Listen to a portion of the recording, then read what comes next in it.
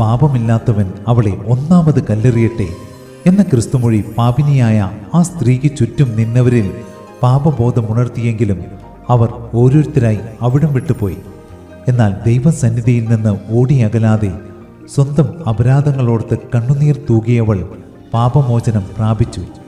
അതെ, ദൈവത്തോടടുക്കുമ്പോഴാണ് നമ്മിൽ പാപബോധം ഉണരുന്നത്.